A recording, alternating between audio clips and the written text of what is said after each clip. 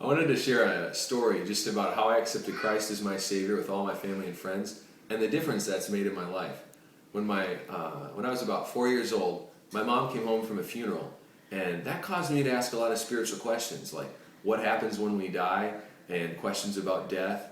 And I started telling my mom about all the times I'd disobeyed my parents, and I'd been bad, and I'd teased my sister. And she said, Carl, you don't have to feel guilty about those things. Christ died on the cross to free you and forgive you from those things so that he could come to live in your heart. And at that point, I lifted up my t-shirt and said, Mom, can you check and see if Jesus lives in my tummy? So I grew up with this knowledge of God and this relationship with God, and yet I also really wanted to fit in and be accepted by others, so I kept my faith very quiet.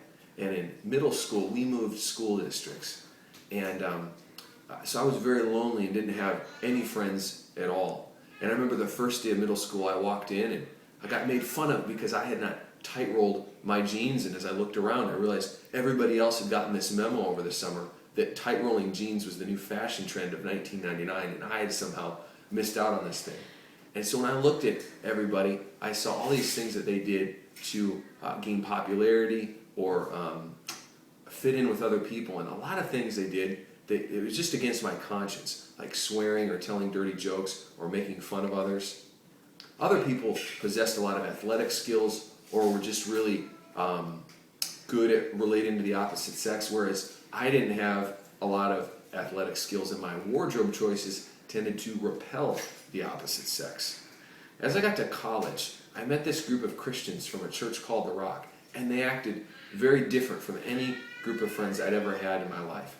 They warmly and enthusiastically reached out to me and wanted to get to know me. I'd never met anyone like that. It was usually a lot of work to try and make friends and meet people.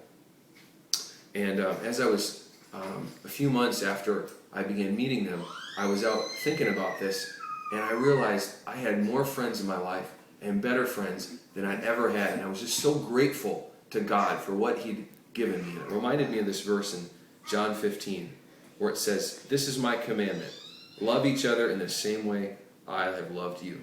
And I had friends that would loan me their cars. They taught me how to drive stick shift. They were just so generous.